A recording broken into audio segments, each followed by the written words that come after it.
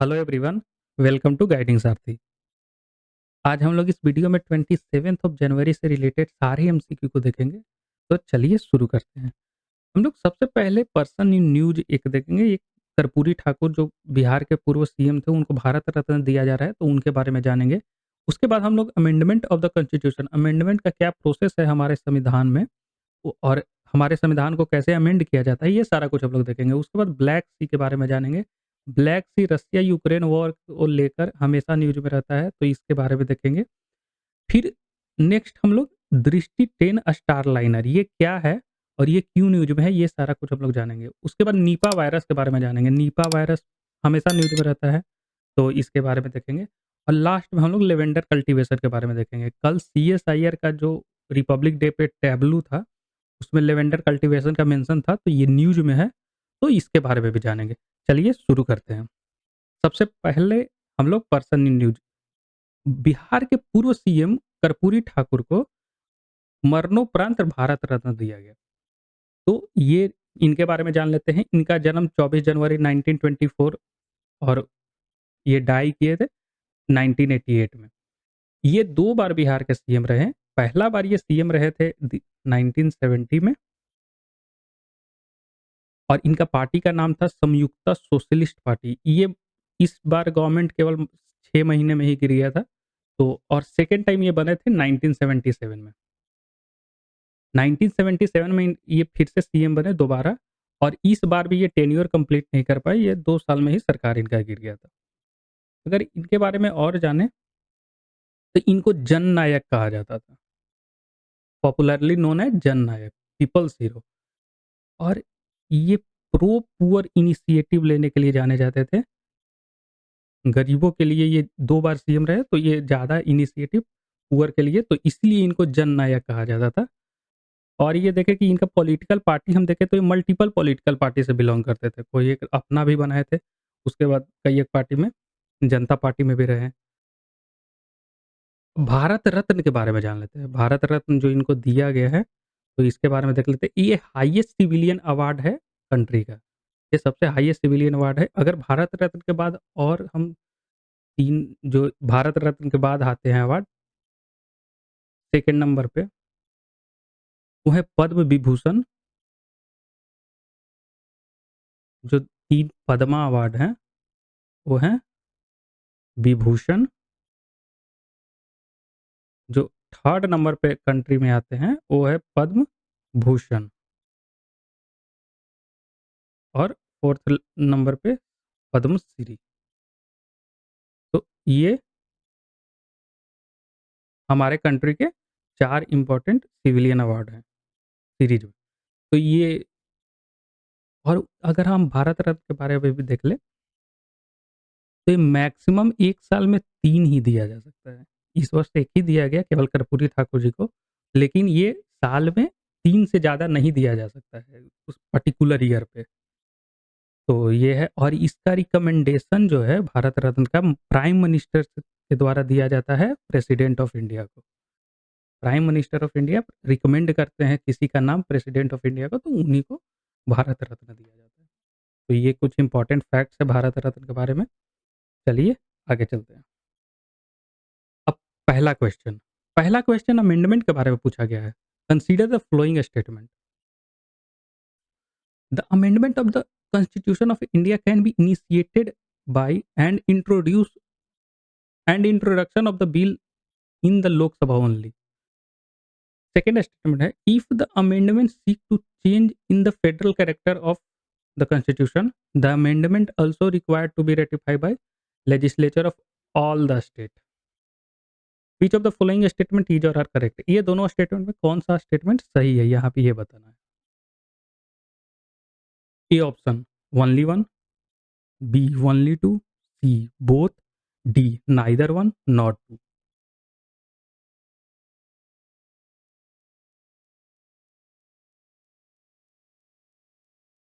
यहाँ पे दोनों ही स्टेटमेंट गलत है। दोनों में से कोई भी सही नहीं है। डी ऑप्शन सही है यहाँ पे। क्योंकि अगर आप पहला स्टेटमेंट को देखें, तो यहाँ पे लिखा हुआ है लोकसभा ओनली, लेकिन ऐसा नहीं है। अमेंडमेंट किसी भी हाउस में इनिशिएट किया जा सकता है, लोकसभा में भी और राज्यसभा में भी। तो ये पहला स्टेटमेंट गलत हो गया। और दूसरा स्टेटमेंट इसलिए गलत है कि यहाँ पे ऑल द स्टेट है, ऑल द स्टेट नहीं, 50% ऑफ द।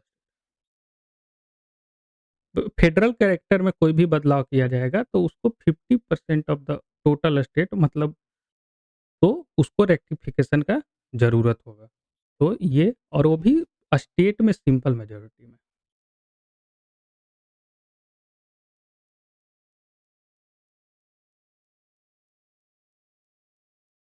जैसे अभी अब देखें तो जीएसटी एक एग्ज़ाम्पल है। जीएसटी को जब केंद्र में बिल पारित कर लिया गया था तो उसको 50% ऑफ स्टेट में इसको रेक्टिफिकेशन मिला था। और सबसे पहला स्टेट था, अगर और फैक्ट्स देखें तो असम। असम सबसे पहले रेक्टिफाई किया था। और ये कुछ इम्पोर्टेंट है और आगे देखते हैं। प्रोसीजर ऑफ अमेंडमेंट जो है से हमारे संविधान में आर्टिकल 368 में मेंशन्ड है। आर्टिकल 368 पार्ट 20 में है। प्रोसीजर जो है हमारे अमेंडमेंट के वो 3 तरह के होते हैं। पहला simple majority of the parliament से होता है, लेकिन ये आर्टिकल 368 के अंदर में नहीं आते हैं, सिंपल मेजॉरिटी। अंडर आर्टिकल 368 में 2 आते हैं, by special majority of the parliament, और सेकंड आता है by special majority of the parliament and the ratification of half of the state legislature, जो हम लोग अभी देखें। पहले सिंपल मेजॉरिटी देखते हैं। This refer to the majority of more than 50% of the member present and voting. उस दिन, जिस दिन ये बिल इंट्रोड्यूस किया गया या जिस दिन इस पे वोटिंग हो, तो टोटल मेंबर जो इसमें प्रेजेंट हैं और वोट कर रहे हैं उनका मोर देन 50% को हम सिंपल मेजॉरिटी रखते हैं। अब ये अंडर आर्टिकल 368 में देख लेते हैं जो स्पेशल मेजॉरिटी है। इसमें कहता है कि majority of total membership of each house and majority of 2/3 of the member of each house present and voting. मतलब टोटल मेंबरशिप का तो मेजॉरिटी चाहिए मोर देन 50%, लेकिन जिस दिन बिल पे वोट हो रहा होगा उस दिन भी 2/3 से ज़्यादा होना चाहिए। अगर एग्जाम्पल ले ले तो लोकसभा में 543 टोटल मेंबर है, तो इनका मेजॉरिटी लगभग 273 चाहिए। तो जिस दिन 300 मेंबर भी प्रेजेंट होंगे तो उस दिन भी कम से कम 273 वोट चाहिए बिल को पारित करने के लिए, क्योंकि 2/3 ऑफ 300 तो 200 ही होता है, 200। लेकिन मेजॉरिटी ऑफ टोटल मेंबरशिप मतलब 543 का मेजॉरिटी 273, तो 300 मेंबर में भी 273 वोट चाहिए, क्योंकि second majority of total membership को मीट करने के लिए। तो ये कुछ एग्जांपल थे समझने के लिए। और ये बिल जो हम जीएसटी की बात की है वो इसके तहत पास किया गया था। पहले स्पेशल मेजॉरिटी के साथ पार्लियामेंट में बिल पारित किया गया, उसके बाद सिंपल मेजॉरिटी के साथ 50% ऑफ द स्टेट में बिल को पारित किया गया था। तो ये कुछ अमेंडमेंट से रिलेटेड फैक्ट्स हैं। चलिए आगे बढ़ते हैं। Second question, consider the following statement. The Black Sea connected to the Sea of Marmara by the Strait of Kerch. Second statement, the Bosporus Strait connected Black Sea to the Sea of Azov. इन दोनों में से कौन सा statement सही है? पहला statement है वनली वन, दूसरा वनली टू, तीसरा बोथ, और डी है नन ऑफ द अबव। तो आपको बताना है इन चारों में से कौन सा सही है।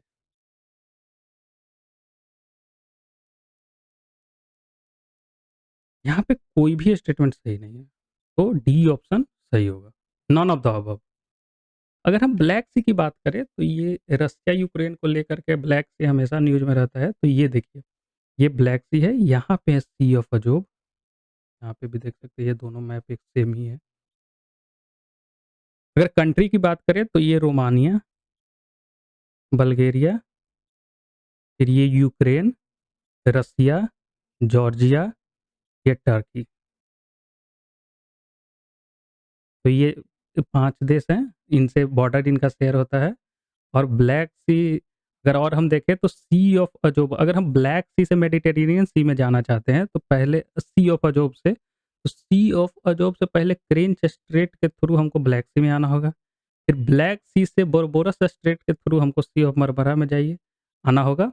और उसके बाद डार्डेनल्स स्ट्रेट के थ्रू हमको एजियन सी में आना होगा और एजियन सी के बाद हम लोग मेडिटेरेनियन सी में आ जाएँगे। तो ये कुछ इम्पोर्टेंट स्ट्रेट्स हैं, इनको याद रखना है और किस सीक्वेंस में है ये भी याद रखना है क्योंकि कभी-कभी यूपीएससी या कोई भी एग्ज़ामिनेशन सीक्वेंस पूछ लेते हैं कि सीक्वेंस क्या है, करेक्ट सीक्वेंस क्या है। ये अगर ये देखें हम कंट्रीज़ का Ukraine, Russia, Georgia, Turkey, Bulgaria and Romania ये कंट्रीज़ है जो बाउंड्री शेयर करते हैं ब्लैक सी से। तो ये कुछ इंपॉर्टेंट फैक्ट्स थे ब्लैक सी के बारे में।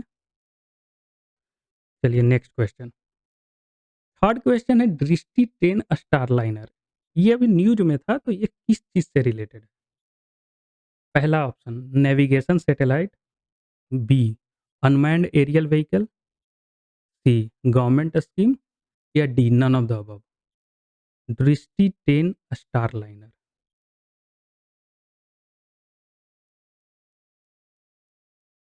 दृष्टि 10 स्टारलाइनर जो है सो ये एक एरियल व्हीकल है। ये अभी इंडियन नेवी के को मिला है, इंडियन नेवी।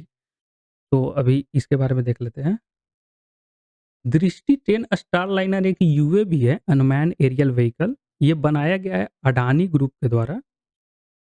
तो और अगर हम इसकी और इसके फीचर्स को देखें तो ये 60% इसमें इंडिजिनस टेक्नोलॉजी है, 60% इन और ये ऑल वेदर मिलिट्री परफॉर्मेंस के लिए बना है। अगर इसका बात करें तो ये क्या कर एडवांस इंटेलिजेंस, सर्विलांस करेगा और रिकॉनेसेंस। ये 3 फीचर्स हैं इसके और ये 450 केजी पेलोड ले जाने में कैपेबल है। तो ये अभी दृष्टि 10 स्टारलाइनर अभी न्यूज़ में है तो इसके बारे में ध्यान रखेंगे। नेक्स्ट क्वेश्चन है निपा वायरस के बारे में। Consider the following statement about Nipah virus. It is transmitted from animal to human. Second, the symptom of Nipah virus is same as influenza virus. There are no vaccine for both animal and human. मतलब कोई vaccine नहीं है, ना तो ये human के लिए अभी कोई अवेलेबल वैक्सीन है और ना ही एनिमल के लिए। Which of the flowing is or are correct? Only one, only two and three, only one and three or D all of the above.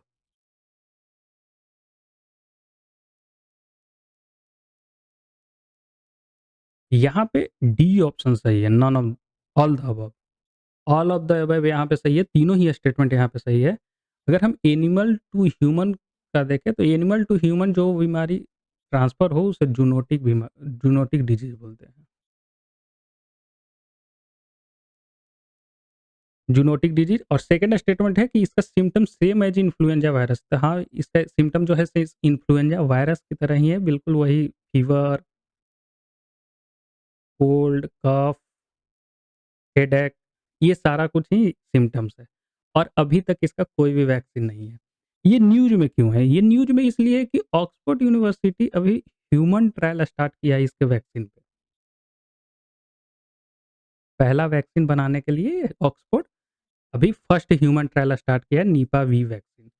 अगर इसके बारे में और देखें तो ये सबसे पहला बार मलेशिया एंड सिंगापुर में डिटेक्ट हुआ था 1998 में एंड 1999 रिस्पेक्टिवली। होता किस जानवर से है? तो ये होता मेनली फ्रूट बैट से है, चमगादड़ से है, तो ये भी ध्यान रखेंगे। वायरस जो है सो चमगादड़ के यूरिन में होता है, सलाइवा में होता है एंड बर्थिंग फ्लूइड में होता है, तो इसके थ्रू मैन को ह्यूमन को ट्रांसफ़र हो जाता है। ये ज़ूनोटिक बीमारी है और इसके बाद अगर इसको देखें तो ये बहुत लीथल है। डेथ रेट इसका लगभग 40 टू 70% है। अगर किसी को होगा तो 40 टू 70% चांस है उसकी मृत्यु का। डेथ रेट बहुत हाई है, ये लीथल बीमारी है। तो ये है निपा वायरस। चलिए आगे बढ़ते हैं। आज का आखिरी सवाल है लेवेंडर कल्टीवेशन के बारे में। Lavender cultivation is a part of A blue revolution, B pink revolution, C purple revolution and D brown revolution. तो लेवेंडर कल्टीवेशन इसमें से किसका पार्ट है? कौन से रिवॉल्यूशन का? पर्पल। सी ऑप्शन यहाँ पे सही है। कल 26 ऑफ जनवरी को CSIR council of scientific and industrial research ये ministry of science and technology के अंदर में आता है। तो इनका टैब्लू में ये लेवेंडर फ्लावर के बारे में इनका टैब्लू था कल का 26 जनवरी की परेड में। तो इसलिए ये न्यूज़ में है और इसके बारे में देख लेते हैं। ये देखिए ये लेवेंडर कल्टीवेशन। ये जॉइंट इनिशिएटिव है सीएसआईआर और triple IM. Under CSIR triple IM aroma mission will be started in Ramban district, Jammu Kashmir में ये डिस्ट्रिक्ट है, as a part of purple revolution. तो ये पर्पल रिवॉल्यूशन के थ्रू रामबन डिस्ट्रिक्ट में स्टार्ट किया गया है। ये लॉन्च कब हुआ था? 2016 में by ministry of science and technology. और ये आता है अरोमा मिशन। ये देख रहे हैं अरोमा मिशन। अरोमा मिशन के तहत ये आता है। और अब अरोमा मिशन के बारे में देख लेते हैं। अरोमा मिशन में कौन कौन से प्लांट आते हैं? तो लेवेंडर, डमेस्क रोज, मुसक बाले बाला, ये और भी इसके कई एक प्लांट है, ये कुछ एग्जाम्पल हैं। तो और अरोमा मिशन के बारे में देख लेते हैं। अरोमा मिशन को स्टार्ट किया गया था ताकि विलेज में अरोमा इंडस्ट्री और विलेज में फार्मर को नया रूरल एम्प्लॉयमेंट मिले, तो इसके लिए अरोमा मिशन को स्टार्ट किया गया था। ये agriculture processing and product development for fuelling the growth of aroma industries and rural employment. तो ये कुछ अरोमा मिशन के बारे में है। इसका नोडल एजेंसी हम देखें अगर अरोमा मिशन का, तो CSIR और है CIMAP। सीएसआईआर का फुल फॉर्म होता है council of scientific and industrial research. और CIMAP का होता है central institute of medical and aromatic plant. तो ये दोनों मिल करके इस मिशन को स्टार्ट किए हैं। ये 2016 में लॉन्च किया गया था। तो ये कुछ इम्पोर्टेंट है। और अरोमा का देखें तो इसका यूज होता है ऑयल में, और भी कई एक इंडस्ट्री में यूज है, मेनली ऑयल में ज़्यादा उसका यूज होता है। ये है जानकारी लेवेंडर कल्टीवेशन के बारे में। तो आज के लिए बस इतना ही। अगर अंत अभी तक आप वीडियो देख रहे हैं तो थैंक यू। आपको वीडियो पसंद आया तो लाइक कीजिए, सब्सक्राइब कीजिए and share. Thank you and good day to all. Thank you.